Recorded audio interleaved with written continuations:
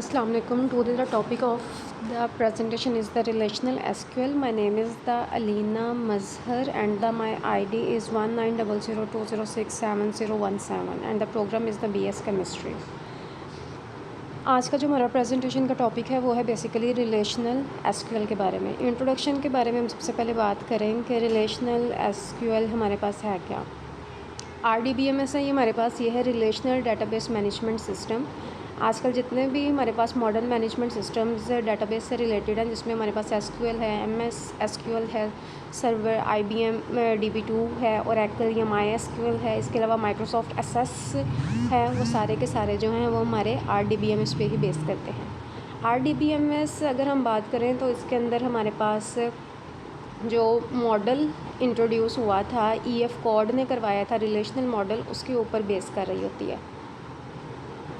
Working है आगे इसकी, इसमें जो हमारा RDBMS में डाटा जो है वो रिप्रेजेंट कराया जाता है वो इन टर्म्स ऑफ टपल्स कराया जाता है। टपल्स को अगर सिंपल लैंग्वेज में बात करें तो हम रोज़ कहते हैं। इसी तरह रिलेशनल डाटाबेस के अंदर जो हमारी डाटाबेसेस यूज़ हो रही होती हैं वो बेसिकली टेबल्स की फॉर्म में हमारा डाटा जो है वो स्टोर कर रही होती है। टेबल हम कहते हैं हमारे पास कोई भी एंटिटी वो होती है जिसके बारे में हमने डाटा स्टोर करना होता है, तो हम उस एंटिटी के लिए एक टेबल बनाते हैं और उस टेबल के अंदर हमारे पास एक होती है प्राइमरी की, जिसकी मदद से हम उस टेबल के अंदर से किसी भी डाटा को असेस कर सकते हैं। और प्राइमरी की हर डाटा को यानी कि हमारी हर टपल को यूनिकली आइडेंटिफाइड बनाती है। उसके बाद है DB वर्सेस DBMS के डेटाबेस क्या है और आपके पास DBMS क्या होता है।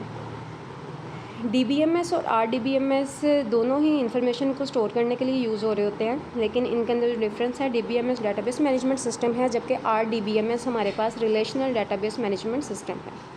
DBMS में हमारा जो डाटा है वो basically as a file store होता है, जबकि RDBMS में हमारा डाटा जो है वो टेबुलर फॉर्म में यानी कि टेबल्स के अंदर स्टोर किया जा रहा होता है। डाटा एलिमेंट्स को हम इंडिविजुअली असेस करते हैं, जबकि अगर हम RDBMS की बात करें तो हम यहाँ पे अपने डाटा एलिमेंट्स को किसी भी टाइम के ऊपर असेस कर सकते हैं। रिलेशनशिप्स आपके डाटा के बीच में डिफाइंड DBMS में नहीं होते, जबकि RDBMS के अंदर हम अपने टेबल्स के बीच में रिलेशनशिप्स जो हैं वो डिफ़ाइन कर सकते हैं। नॉर्मलाइजेशन DBMS के अंदर प्रेजेंट नहीं है। नॉर्मलाइजेशन बेसिकली होती है कि अपने डाटाबेस को एक सिंपलेस्ट फॉर्म के अंदर रखा जाए ताकि उसके अंदर किसी भी किस्म की अनॉमली जो है वो अकर ना हो सके। RDBMS में हमारे पास नॉर्मलाइजेशन प्रेजेंट होती है टेबल्स के बीच में। DBMS जो है वो डिस्ट्रीब्यूटेड डाटाबेस को सपोर्ट नहीं करता, जबकि RDBMS जो है वो डिस्ट्रीब्यूटेड डाटाबेस को सपोर्ट कर रहा होता है। Moving towards the next topic is the tables के RDBMS के अंदर अगर हम रिलेशंस यानी कि टेबल्स में डाटा स्टोर करवा रहे हैं तो टेबल्स बेसिकली हमारे पास है क्या। जब भी हम RDBMS की बात करते हैं तो हम कहते हैं कि हमारा जो डाटा स्टोर होगा वो हमेशा टेबल्स की फॉर्म में होगा। टेबल्स बेसिकली हमारे पास क्या हैं, ये कलेक्शन ऑफ एंटिटीज़ हैं जिनके बारे में हम कोई ना कोई डाटा जो है वो स्टोर करवाना चाह रहे हैं। फॉर एग्जांपल हम स्टूडेंट के बारे में डाटा स्टोर करवाना चाह रहे हैं, तो यहाँ पे हमारा जो एंटिटी है वो बेसिकली स्टूडेंट है और यही जाके हमारी RDBMS के अंदर एक टेबल यानी कि स्टूडेंट के नाम से डाटा को स्टोर करवाएगा। टेबल हम कहते हैं कि RDBMS के अंदर डाटा को स्टोर करवाने की सिंपलेस्ट फॉर्म है। टेबल के अंदर हमारे पास रोज़ होती हैं जिसके लिए हम टपल्स का वर्ड यूज़ करते हैं, और ये टपल्स अगर हम कहें तो ज़्यादातर जो है ये हमारी यूनिकली आइडेंटिफाइड होती हैं और ये कभी भी डुप्लिकेट डाटा अपने पास नहीं रख सकती। उसके बाद टेबल के अंदर एक इम्पॉर्टेंट चीज़ हमारे पास होती है फील्ड। जिस तरह हमारे पास टपल्स हैं उसी तरह हमारे पास होती हैं फील्ड्स हमारे पास अगर एक स्टूडेंट टेबल जाके पीछे ही हमने इसके बारे में बात की है, स्टूडेंट टेबल है तो स्टूडेंट के बारे में हम डाटा स्टोर करना चाह रहे हैं, तो स्टूडेंट की जो इन्फॉर्मेशन हम स्टोर करना चाह रहे हैं वो हमारी कहलाएगी यहाँ पे फील्ड। इसे हम कहते हैं प्रॉपर्टी ऑफ अ एंटिटी। जैसे student name, student ID, student age and student course, ये सारे हमारे पास एज अ फील्ड आएंगे और टेबल के अंदर ये एज अ कॉलम रिप्रेजेंट कराए जाएंगे। इनके अंदर स्पेशल इन्फॉर्मेशन हमारी जो है वो स्टोर की जाती है और इसकी मदद से ही हमारा एक रिकॉर्ड बनता है। रोज़ एंड कॉलम्स हैं। रो जो होती है टेबल के अंदर वो बेसिकली एक रिकॉर्ड कहलाती है।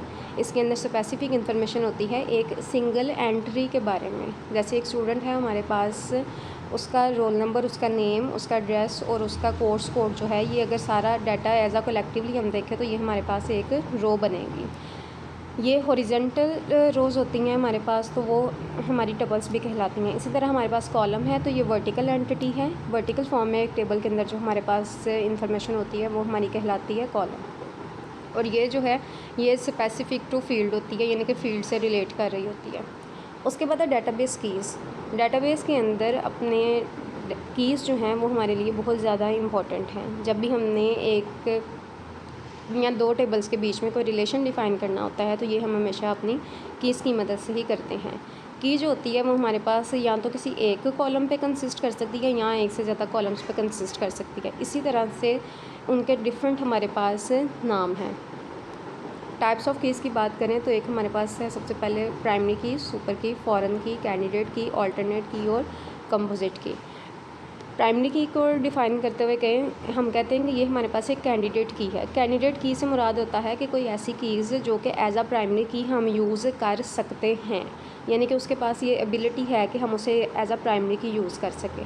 कैंडिडेट कीज़ में से जब सबसे सूटेबल वाली हम की जो है वो सिलेक्ट करते हैं किसी भी रो को या टपल को यूनिकली आइडेंटिफाई करने के लिए, तो वो हमारी कहलाती है वहाँ पे प्राइमरी की। प्राइमरी की हमारे पास जो है वो एक कॉलम पे भी कंसिस्ट कर सकती है और एक से ज़्यादा कॉलम्स पे भी कंसिस्ट कर सकती है। प्राइमरी की के अंदर हमारे पास कभी भी नल वैल्यूज़ नहीं आ सकती। नल वैल्यूज़ से मुराद हमारे पास ये होता है कि नल वैल्यूज़ कि हमने वहाँ पे कोई भी डाटा एंटर किया ही नहीं है, यानी कि हम इसको एम्प्टी नहीं छोड़ सकते इस वाले कॉलम को जिसको हमने एज अ प्राइमरी की कंसिडर किया है। और ये कभी भी डुप्लीकेट वैल्यूज़ नहीं ले सकती। अगर ये डुप्लीकेट वैल्यूज़ लेंगी तो ये हमारे डाटा को यूनिकली आइडेंटिफाई नहीं करवा सकेंगी।